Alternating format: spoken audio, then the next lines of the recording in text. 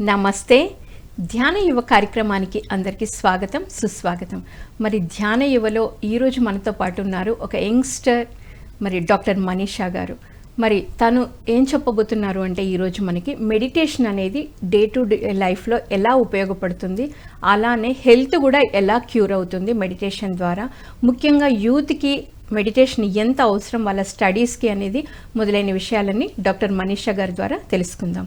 Hi Manisha. నమస్తే అండి. నమస్తే. థ్యాంక్ యూ ఫర్ వెల్కమింగ్ మీ.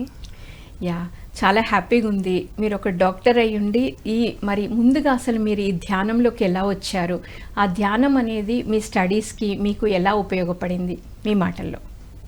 ధ్యానం నేను లాక్డౌన్ తర్వాత నుంచి, మమ్మీ లాక్డౌన్ ముందు నుంచి చేస్తుండే మెడిటేషన్. అలా నాకు కూడా మెల్లిగా అలవాటు అయింది మమ్మీని చూస్తూ. మమ్మీ తీసుకొని వెళ్ళడం పిరమిడ్ దగ్గరికి, అలా వెళ్ళడం అలా స్టార్ట్ అయింది. నేను కూడా మెల్లిగా స్టార్ట్ చేశాను. ఇంకా 2022 స్టార్టింగ్ నుంచి స్టార్ట్ చేశాను. ఇప్పటి వరకు ఉంది నా జర్నీ. ఓకే, సో మరి మీరు ఒక డాక్టర్గా అంటే ఈ మెడిటేషన్ అనేది మీకు ఎలా ఉపయోగపడింది అసలు? కొంచెం రిలాక్స్గా ఉండడం, సెల్ఫ్ హీలింగ్, అదంతా కూడా నా అంతలా నేను రియలైజ్ అవ్వడం, అన్నిటికీ అని కొంచెం కామ్గా కూల్గా ఉండడం, అలా మీకు హెల్ప్ అయింది, ఉపయోగపడింది. సో ఇప్పుడు మరి మనం టాపిక్లోకి వద్దాం. డే టు డే లైఫ్లో మనకి ఎంతో స్ట్రెస్ ఉంటుంది, రకరకాల పీపుల్తో మింగిల్ అవుతుంటాము. సో అలాంటప్పుడు మనకి ఈ మెడిటేషన్ అనేది ఎలా ఉపయోగపడుతుంది? మనం ఆ డే అంతా చక్కగా బ్యాలెన్స్ చేస్తూ మన వర్క్స్ మనం పర్ఫెక్ట్గా చేసుకోవడానికి ఎలా ఉపయోగపడుతుంది? మెడిటేషన్ అనేది నార్మల్గా మనం డైలీ ప్రాక్టీస్ చేయడం స్టార్ట్ చేయడంతో ఈచ్ అండ్ ఎవ్రీ సెల్, మన బాడీలో ఉండే ఈచ్ అండ్ ఎవ్రీ సెల్ ఏమవుతుందంటే దానికి అదే కామ్ అవ్వడం, దానికి అదే క్యూర్ అవ్వడం, మెంటల్ స్ట్రెస్ అనేది కూల్ అవ్వడం. 90% ఇప్పుడు WHO ప్రకారం 90% ఆఫ్ డిజీజెస్ దానంతలో అవే క్యూర్ అవుతాయి. అంటే మైనర్గా ఉండే ప్రాబ్లమ్స్, డిజీజెస్ ఇవన్నీ. మిగతా 10% ఉంటాయి కదా, ఆ వైరసెస్ అవన్నీ, అవి బయట ఇన్ఫెక్షస్ డిజీజెస్ దానివల్ల వచ్చేటివి. అవి కొంచెం మనం మెడికేషన్స్ అవి తీసుకొని క్యూర్ చేసుకోవచ్చు. ఇప్పుడు ఏంటంటే ఇప్పుడు ఏదైనా స్టమక్ పెయిన్, కొంచెం చిన్నవి అలాంటివి మనం ఈజీగా క్యూర్ చేసుకోవచ్చు మెడిటేషన్ త్రూ. అండ్ ఎలా అంటే ఇప్పుడు మనం కామ్గా కూర్చొని మెడిటేషన్ చేస్తున్నాము. ఫస్ట్ మన మైండ్ అనేది మెడిటేషన్ చేయని వాళ్ళు అంటే కొంచెం వాళ్ళకి హార్డ్ ఉంటుంది, మొత్తం బాడీ అంతా అబ్జర్వ్ చేసుకోదు, ఆ కాస్మిక్ ఎనర్జీస్ అనేవి అవన్నీ అబ్జర్వ్ చేసుకోదు. మెల్లిమెల్లిగా అదేమవుతుందంటే సేమ్ ఇప్పుడు ఆస్మోటిక్ ప్రెషర్ అని మనకు తెలుసు కదా, రూట్స్ ఎలా అబ్జర్వ్ చేసుకుంటాయి, అలా అవి కూడా మెల్లిగా మెడిటేషన్ చేయడం వల్ల అది పోరస్గా మన మైండ్ అనేది సాఫ్ట్గా అవ్వడం, కాస్మిక్ ఎనర్జీస్ అన్ని రిసీవ్ చేసుకోవడం అలాంటివి జరుగుతూ ఉంటాయి. అప్పుడు మనం ఎనర్జీ అనేది ఎక్కువ గెయిన్ చేసుకోవచ్చు యూనివర్స్ నుంచి. So we can cure easily అన్నీ. ఓకే, బాగుందిమా. అసలు ఇప్పుడు మీరు మెడిటేషన్ అంటున్నారు, అసలు ఈ మెడిటేషన్ ఏ విధంగా చేయాలి, ఎంతసేపు చేయాలి? ఇప్పుడు మీరు అన్నారు స్టమక్ పెయిన్, హెడేక్, ఇలా ఇవి చాలా చిన్నవి, ఇవి సెల్ఫ్ హీలింగ్ ద్వారా మనం చేసుకోవచ్చు, కానీ మనము ట్యాబ్లెట్కి డిపెండ్ అవుతున్నాం. సో అది ఎలా చేసుకోవాలి, ఎంత టైం ధ్యానం చేయాలి? ఎంత టైం అని కాదు, మనం ఇప్పుడు స్టార్టింగ్ ఏదైనా కానీ మనకి ఎక్స్పీరియన్స్. ఇప్పుడు ఒక అబ్బాయి, చిన్న అబ్బాయి ఉన్నాడు అనుకోండి, సైకిల్ నేర్చుకోవడం ఫస్ట్ రూల్స్ అండ్ రెగ్యులేషన్స్ అన్నీ పాటించుకుంటూ ఆయన ప్రాక్టీస్ చేయడం స్టార్ట్ చేస్తాడు. ఆయన మైండ్లో ఏముంటుందంటే, అబ్బాయి మైండ్లో సైకిల్ దొక్కే అప్పుడు ఇలానే దొక్కాలి, ఇలానే చేయాలి అని స్టార్టింగ్ మెల్లిమెల్లిగా ప్రాక్టీస్ చేయడం. ఇప్పుడు తర్వాత ఏమవుతుంది, పర్ఫెక్ట్గా వచ్చిందంటే ఆ అబ్బాయి ఇంకా పెద్ద అయిన తర్వాత చేతిలో వదిలి కూడా నడపచ్చు, ఎలా అయినా నడపచ్చు. ఏంటంటే మనం we are getting experts in that అని అర్థం. ఎవ్రీథింగ్, ప్రతిదీ కూడా ఫస్ట్ మనం రూల్స్ అండ్ రెగ్యులేషన్స్తో వెళ్ళి తర్వాత దాన్ని మాస్టర్ చేసి దాన్ని ఎలా మన డైలీ లైఫ్లో ఇంప్లిమెంట్ చేసుకోవాలి, దాన్ని ఎలా అనేది మనం ప్రాక్టీస్ చేయాలి. ఇప్పుడు స్టార్టింగ్ ఒక 5 minutes కూర్చొని ఒక 5 minutes మెల్లిగా స్టార్ట్, మెల్లిగా మన మైండ్ అనేది, ఇప్పుడు మనకి థాట్స్ అనేటివి వస్తూ ఉంటాయి లోపల, ఆ థాట్స్ని అబ్జర్వ్ చేసుకోవడం అవన్నీ చేయాలి. అండ్ థాట్స్ వస్తున్నాయి నాతో అవ్వట్లేదు కూర్చోవడం అని చెప్పేసి లేవడం కాకుండా అలానే కంటిన్యూ చేస్తూ అలా రెగ్యులర్గా ఇప్పుడు ఎంత పెద్ద బిల్గేట్స్ అయినా ఎవరైనా కానీ ఎవ్రీడే మార్నింగ్ వాళ్ళు ఖచ్చితంగా మెడిటేషన్ చేస్తారు. ఎంతమంది సెలబ్రిటీస్ చూపించారు వాళ్ళ డైలీ లైఫ్లో యోగాస్, మెడిటేషన్స్. అందుకే వాళ్ళంత పర్ఫెక్ట్ అని నేను అనను, something they are managing everything అనేసి. సో వాళ్ళు అంత స్ట్రెస్ ఉన్నా ఏదున్నా కూడా కరెక్ట్గా మేనేజ్ చేస్తున్నారంటే బికాస్ ఆఫ్ వాళ్ళు యోగా, మెడిటేషన్ అనేది morning meditation each and every person, ఎంత పెద్ద వాళ్ళైనా కూడా ఈచ్ అండ్ ఎవ్రీ పర్సన్ వాళ్ళు మెడిటేషన్ ప్రాక్టీస్ చేయడం, హెల్దీ ఫుడ్స్.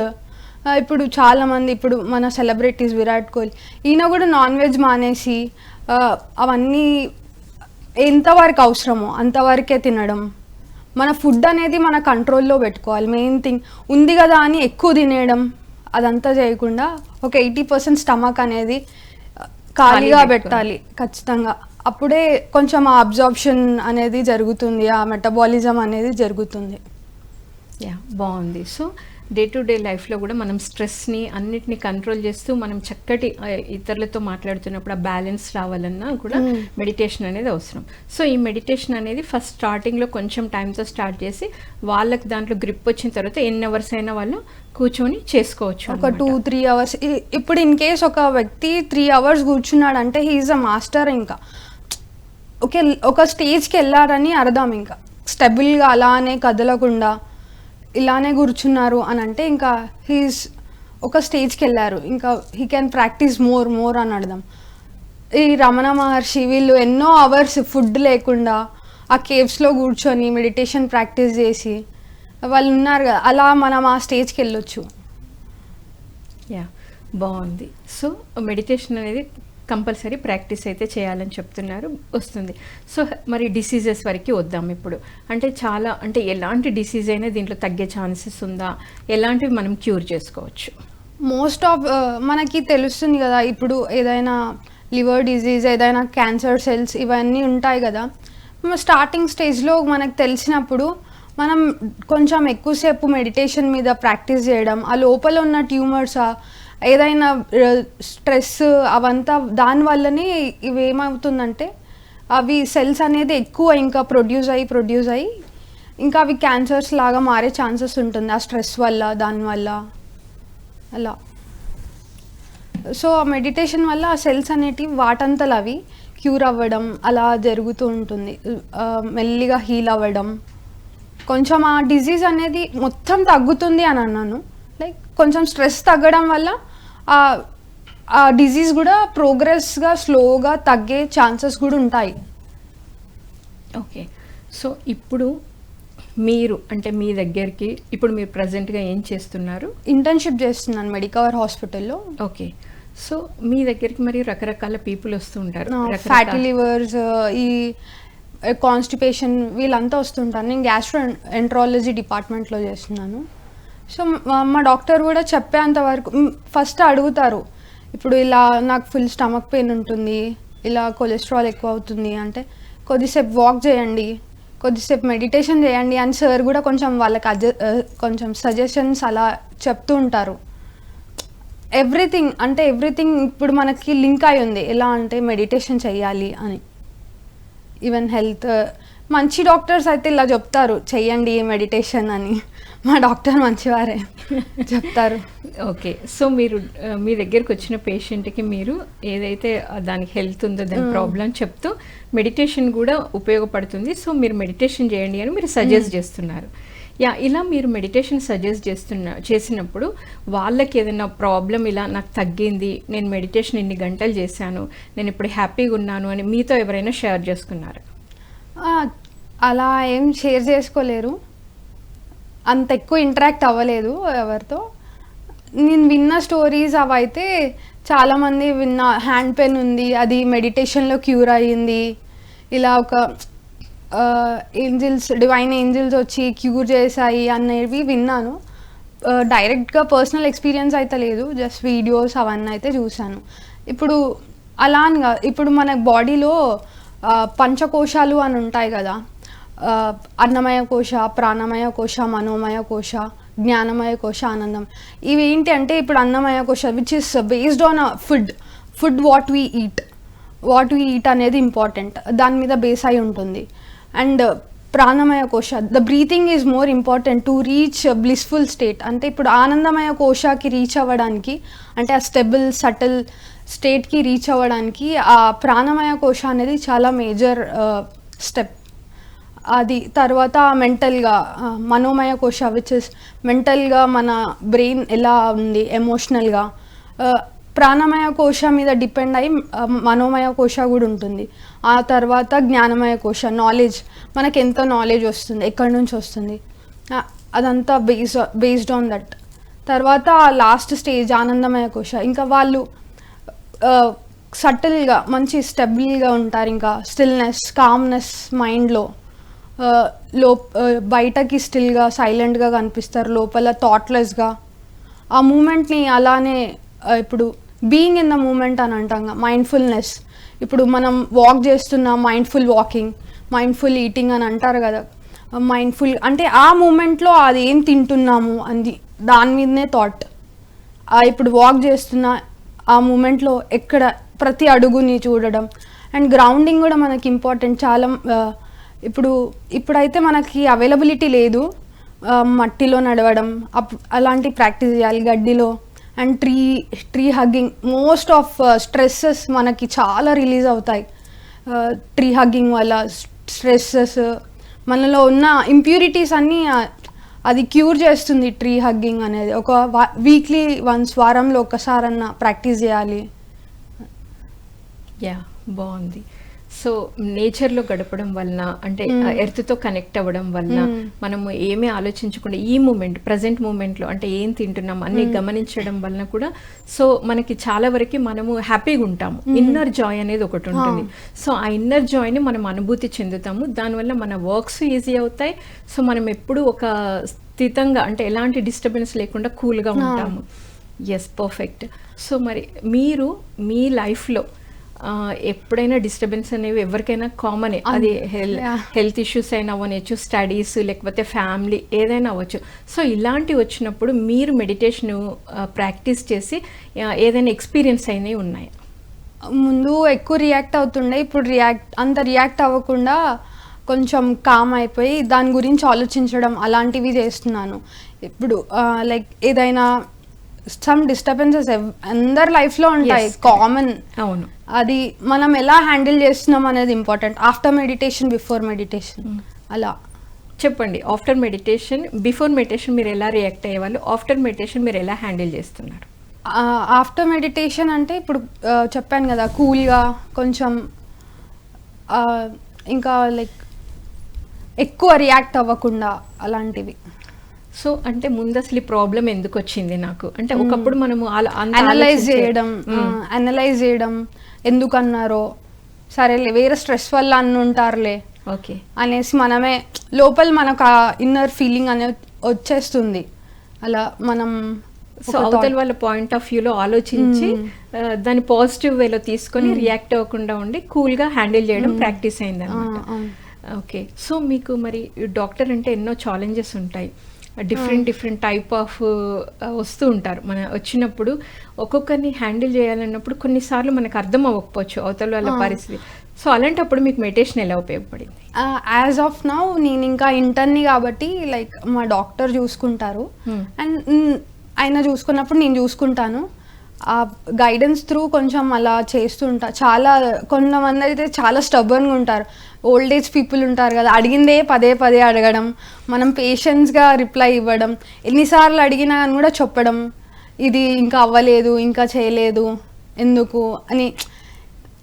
మనం ఆ మూమెంట్లో ఏం చేయలేము, ఇంకా కామ్గా ఉండి ఓకే అని చెప్పేసి, ఇంకా కొందరు అయితే ఇంకా రియాక్ట్ అవుతారు, ఇంకెందుకులే అని చెప్పేసి ఇంకా మనం అక్కడే ఇలా కాదు ఇలా అని క్లియర్గా ఎక్స్ప్లెయిన్ చేయడం, అలాంటివి ప్రాక్టీస్ చేస్తున్నాను. ఓకే. సో మెడిటేషన్ అనేది మీకు అవన్నీ వాళ్ళని హ్యాండిల్ చేయడానికి మీకు చాలా ఉపయోగపడుతుంది అనమాట.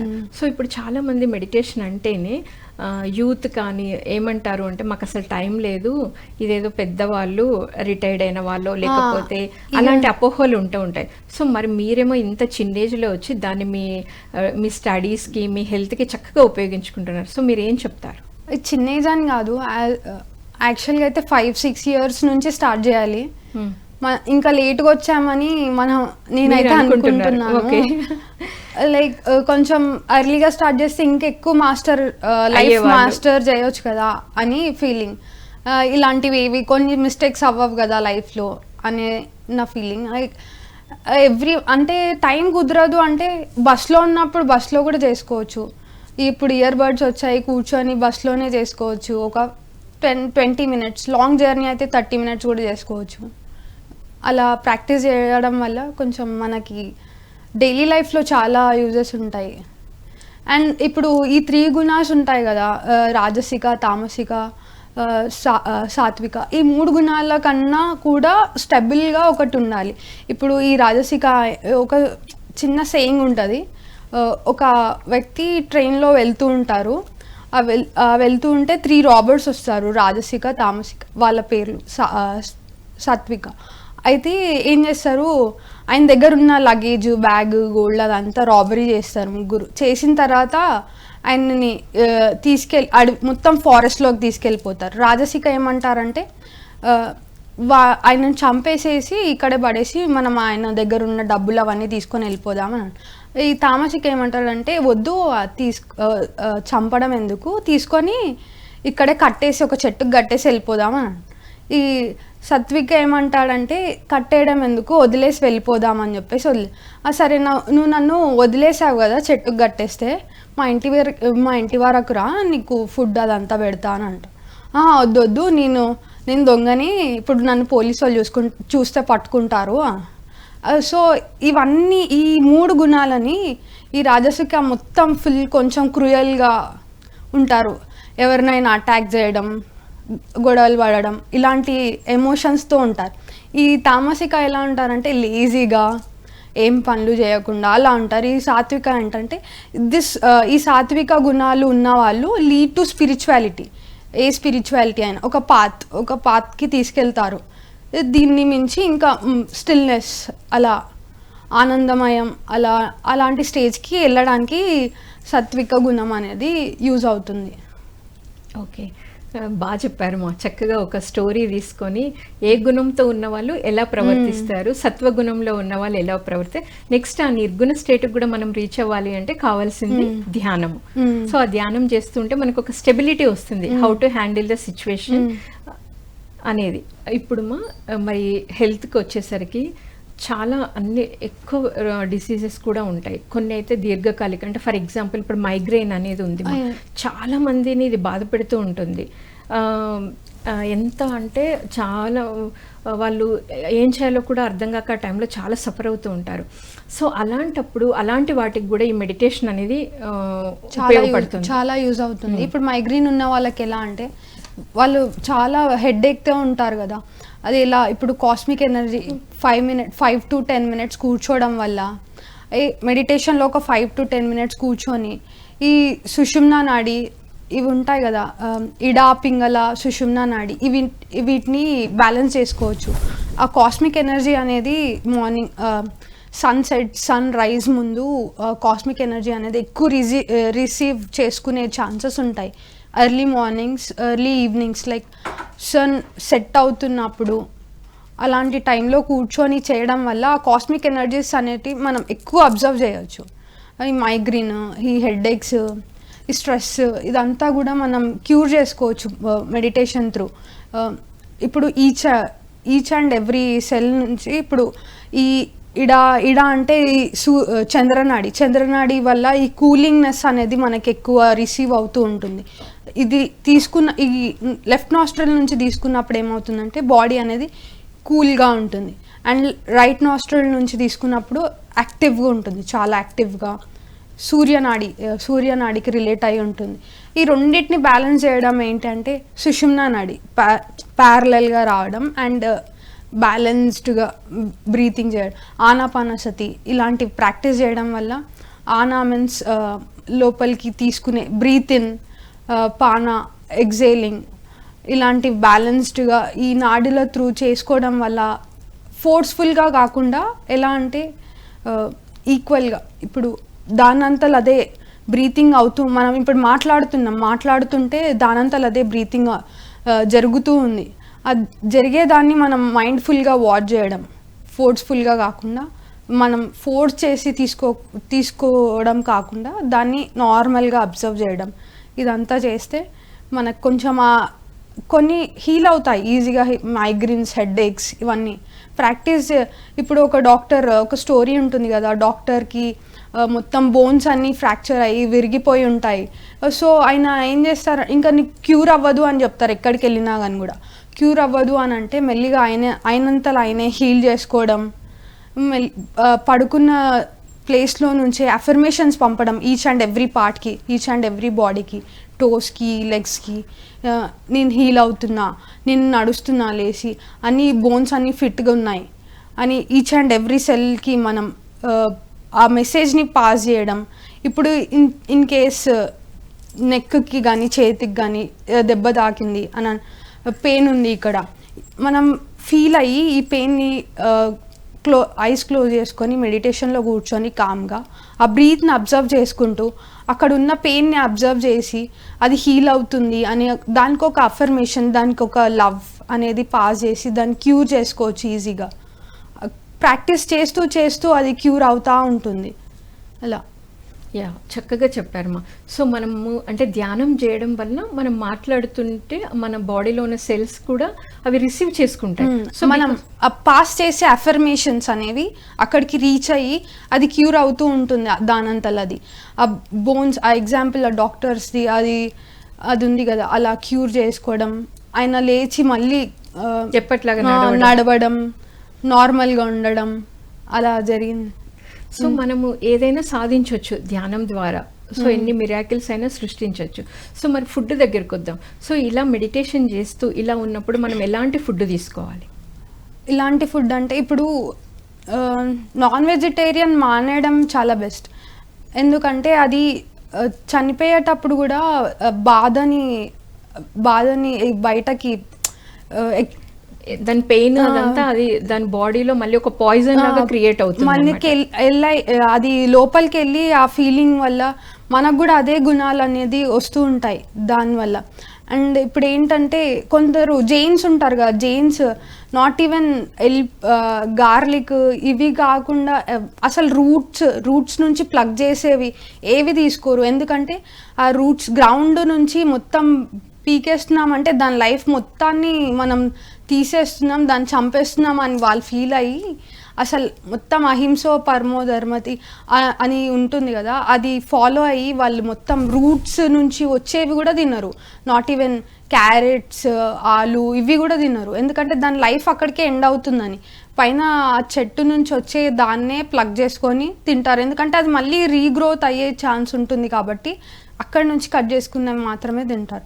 అలా మనం దానివల్ల దాని ఇంపాక్ట్ ఎలా ఉంటుందంటే, ఇప్పుడు ఆ తామసిక గుణాన్ని అనేది ఎక్కువ ఎలివేట్ చేస్తుంది. అది లేజినెస్ని, ఆ రాజసిక, ఆ రెండింటిని బాగా ఎలివేట్ చేసి మొత్తం మైండ్ అనేది నంబ్ అయిపోయి ఆ నెగిటివ్ థాట్స్ ఎక్కువ అయిపోయి, ఆ సూసైడల్ థాట్స్ ఎక్కువ అయిపోయి యూత్కి అది చేయాలి, ఇది చేయాలి, ఆల్కహాల్ అబ్యూజింగ్, అవన్నీ ఎక్కువ అవుతున్నాయి. ఎందుకంటే తీసుకునే ఫుడ్ అనేది చాలా ఇంపార్టెంట్. మనం ఎలాంటి food, what we eat what we are అని ఒక సేయింగ్ ఉంది కదా, అలా మనం ఏది తింటామో అదే మనం అన్నట్టు. యా, సో మనం తీసుకునే ఫుడ్ వల్ల మన గుణాలు ఉంటాయి, గుణాలను బట్టి మన ప్రవర్తన వస్తుంది, దానివల్ల డిసీజెస్ కూడా వచ్చే అవకాశాలున్నాయి. దాంతోపాటు ఫియర్ ఇవన్నీ కూడా మనకి వస్తూ ఉంటాయి. ఆ ఫియర్ వల్ల కూడా మనకు తెలియకుండా మనం మిస్టేక్స్ కూడా చేస్తూ ఉంటాం. చాలా మిస్టేక్స్ జరుగుతూ ఉంటాయి ఆ ఫియర్ వల్ల. ఆ ఫియర్ వల్ల మిస్టేక్స్ అని కాదు, చాలా కొన్ని ఇప్పుడు జరిగే అన్ని క్రైమ్స్ కూడా ఈ మొత్తం ఈ మెంటల్, ఈ తాలిబాన్ది డాక్యుమెంటరీస్ ఉన్నాయి కదా, వాళ్ళు ఎక్కువ నాన్ వెజ్ తినడం వల్లనే అలాంటి వాళ్ళకి థాట్స్ రావడం వల్లనే వాళ్ళకి మొత్తం రాక్షసత్వం అదంతా ఎక్కువ ఇంపాక్ట్ చూపిస్తుంది. మీరు చూసారో లేదా తాలిబాన్ డాక్యుమెంటరీ, చాలా వర్స్టెస్ట్ థింగ్ అది. ఎందుకంత అంటే వాళ్ళు తీసుకునే ఫుడ్ మొత్తం నాన్ వెజ్జే కాబట్టి ఇంకా వాళ్ళ కాన్షియస్ ఉండదు, యానిమల్స్ లాగా బిహేవ్ చేయడం ఇదంతా జరుగుతుంది. మనం నాన్ వెజ్ తీసుకోకపోవడం అనేది చాలా బెటర్. వెజిటేరియన్, తర్వాత మెల్లిగా వీగన్కి అలా. సో మీరు అంటే యాజ్ ఎ డాక్టర్గా మీకు మెడిటేషన్ ఎలా ఉపయోగపడింది? మీ స్టడీస్కి మీరు వచ్చి 4 years అవుతుంది కదా, సో అప్పుడు మీరు 1 year first year second year ఉండుంటారు ఎంబీబీఎస్ అప్పుడు ఫామ్. ఓకే, అప్పుడు మీరు ఎలా ప్రాక్టీస్ చేశారు? మీ స్టడీస్లో దాన్ని ఎలా ఉపయోగించుకున్నారు ధ్యానాన్ని?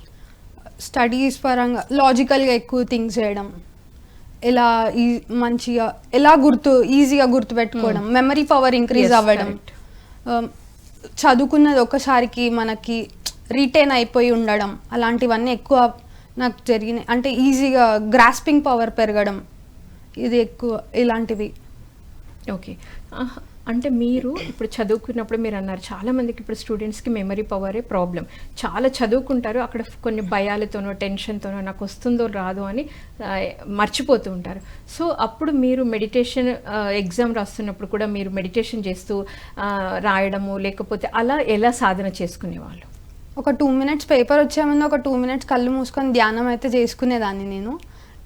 ఇదైతే నిజమే. చేసుకొని తర్వాత పేపర్ చూసి ఇంకా ఓకే, నేను రాని క్వశ్చన్ కూడా నాకు అది చదవకపోయినా ఏదో ఒక విధంగా దాన్ని మంచినే అటెంప్ట్ చేస్తుండే. అది గుర్తు ఎండ్ వరకు ఆ ఆన్సర్ అనేది గుర్తొస్తుండే. అలాంటివి అయితే జరిగినాయి నా ఎగ్జామ్స్ టైంలో అలా. ఓకే, ఇప్పుడు మరి మీరు అందరికీ యూత్కి అంటే మీరు ఏం చెప్పాలనుకుంటున్నారు? ఈ మెడిటేషన్ వలన ఎంత బెనిఫిట్ ఉంది, దీనికి ఉపయోగించుకోవడంలో health, day to day life, studies ఓవరాల్గా మొత్తం ఎలా ఉంటుంది? మెడిటేషన్ ప్రాక్టీస్ చేయడం అనేది చాలా ఇంపార్టెంట్. అంటే బీ లైక్ ఏ డైమండ్, అంటే డైమండ్ అంత హార్డ్గా ఉండండి and be like a soft flower అంతా మెత్తగా ఉండండి. అవసరం ఉన్న దగ్గర డైమండ్ లాగా హార్డ్, లేని దగ్గర డైమండ్ అంతా హార్డ్గా ఉండండి. అండ్ అవసరం ఉన్న దగ్గర ఎక్కడైతే విచ్ ఈజ్ యూస్ఫుల్, ఎక్కడైతే బాగుండాలో అక్కడ సాఫ్ట్గా ఫ్లవర్ లాగా ఉండండి. Every body, every soul is divinely potential అని అంటారు కదా. Each and every one has ఆ మెడిటేషన్ అనేది మన లోపలనే ఉంది. అది మనం ప్రాక్టీస్ చేసి దాన్ని మాస్టర్ చేస్తే మన లైఫ్ చాలా బాగుంటుంది. ఓకే, సో మరి మీరు మెడిటేషన్లోకి రావడానికి కారణం ఏంటి? మా మదర్ చేస్తుండే చూసి ఇంకా నేను కూడా, మమ్మీ అంటుండే చెయ్యి నాతో పాటు అని, అలా మెల్లిగా అలవాటు చేసుకొని మదర్తో పాటు కూర్చుంటుండే. ఓకే, సో మీరు ఏదైనా ప్రోగ్రామ్స్కి అటెండ్ అయ్యారా? లైక్ ఇప్పుడు మనకి పైమా ఉంది, ధ్యాన మహాచక్రాలకి అటెండ్ అవుతాం, ఎవ్రీ ఇయర్ అవుతాము. పైమా ఇవి కూడా అటెండ్ అవుతాము. డైలీ 9 to 10 వరకు ఆ మెడిటేషన్ చేస్తాం. అది చాలా బాగుంటుంది. అది ఆ 10 minutes చేయడం వల్ల ఒక 1 hour మనం చేసినంత బెనిఫిట్స్ వస్తాయి మనకు మెడిటేషన్. 9 to 10 వరకు మన పైమాతో కనెక్ట్ అయ్యి, చాలా యూత్ అందరు కనెక్ట్ అయ్యి డైలీ అలా మెడిటేషన్ ప్రాక్టీస్ చేయడం వల్ల కొంచెం వాయిలెన్స్ అనేది తగ్గిపోతుంది. మన మైండ్ అనేది పాజిటివిటీకి అట్రాక్ట్ అవుతుంది. ఓకే, చివరిగా మరి మీరు ఇప్పుడు చెప్పారు అక్కడ పైమాతో యాక్టివేట్ అవ్వడం వలన కూడా బాగుంటుంది అని. సో మీకు ఒకవేళ ఇంతకుముందు స్టేజీ ఫియర్ ఉండుంటే మీరు స్టేజీ మీద మాట్లాడే విధానం, లేకపోతే కల్చరల్ ప్రోగ్రామ్స్, మనకు ధ్యాన మహాచక్రం అంటేనే సెలబ్రేషన్స్ అనమాట. సో ఆ సెలబ్రేషన్స్లో మీరు పార్టిసిపేట్ చేసినప్పుడు మీ యొక్క ఎక్స్పీరియన్స్, ఇంకా ఓవరాల్గా మీరు యూత్కి ముఖ్యంగా ధ్యానం వద్దు అనుకునే వాళ్ళకి మీరు ఏం చెప్పాలనుకుంటున్నారు? ధ్యానం వద్దు అనుకునే వారికి అంటే ఫస్ట్ వెళ్ళి చూస్తే కదా తెలిసేది అదేంటి అనేది. ఫస్ట్ వెళ్ళి ప్రాక్టీస్ చేసి చూస్తే కదా, ఒక వారం, ఒక 15 రోజులు, అలా 41 days అలా ప్రాక్టీస్ చేస్తే కదా మనకి ఎలా ఉంటుంది అని. నేను కూడా స్టార్టింగ్ 41 days నుంచే స్టార్ట్ చేశా. ఖచ్చితంగా చేయాలి అన్నట్టు కూర్చొని 41 days కూర్చున్నా. తర్వాత నాకు అదే అలవాటు అయిపోయింది, డైలీ చేయడం, డైలీ ప్రాక్టీస్ చేయడం. ఇప్పుడు చేయకపోతే ఎలానో ఉంటుంది, అలా ఖచ్చితంగా చేయడం అలాంటివి. స్టేజ్ ఫియర్ అంటారు. ఇప్పుడు నేను వచ్చి ఇక్కడ మాట్లాడడమే ద బిగ్గెస్ట్ అచీవ్మెంట్ లైవ్లో. నేను ఏం ప్రిపేర్ అవ్వకుండా ఇంత మాట్లాడుతున్నా అంటే ఇదే meditation, the results of meditation అని అర్థం. Yeah, so thank you Manisha. మరి ఎంతో అద్భుతంగా మీరు ధ్యానంలోకి వచ్చి మీ స్టడీస్ని దానికి యూటిలైజ్ చేసుకొని ప్రతి ఒక్కరు కూడా యూత్ ఇప్పుడున్న ఈ సిచ్యువేషన్స్ అంటే లైక్ స్ట్రెస్, లేకపోతే ఫెయిల్యూర్స్కి సూసైడ్ చేసుకోవడం, ముఖ్యంగా యూత్ చిన్న చిన్న విషయాలకే వాళ్ళు లైఫ్ అంతా ఒక జన్మ అనేది వృధా అవ్వడం కరెక్ట్ కాదు కదా. సో వాటన్నిటి నుండి బయటపడాలంటే ధ్యానం ఒకటే మార్గము. ధ్యానం చేస్తుంటే ముఖ్యంగా స్టెబిలిటీ వస్తుంది. ధ్యానంతో పాటు వెజిటేరియన్ ఫుడ్ తీసుకోవడం వల్ల ఆలోచన విధానం చాలా అద్భుతంగా ఉంటుంది అని తెలియజేశారు. థ్యాంక్ యూ మా, thank you so much. So విన్నారు కదండి, మరి ధ్యాన యువలో ఈరోజు ఎంతో అద్భుతమైన topic meditation day to day లైఫ్లో ఎలా ఉపయోగపడుతుంది, హెల్త్ని ఎలా క్యూర్ చేసుకోవచ్చు. మన చేతిలోనే అన్నీ ఉన్నాయి, మన దగ్గరే అంతా ఉంది, బట్ దాన్ని ప్రాపర్ వేలో మనం ఎలా పెట్టుకోవాలి అని మరి ఇంత చిన్న వయసులోనే ఆ అమ్మాయి తను లైఫ్లోనే ఎక్స్పెరిమెంట్స్ చేసి తన అనుభవ జ్ఞానాన్ని ఈరోజు మనకు తెలియజేశారు. సో మరి రేపు ధ్యాన యువ కార్యక్రమంలో మరొక మాస్టర్తో మళ్ళీ కలుద్దాం. అప్పటి వరకు చూస్తూనే ఉండండి PMC.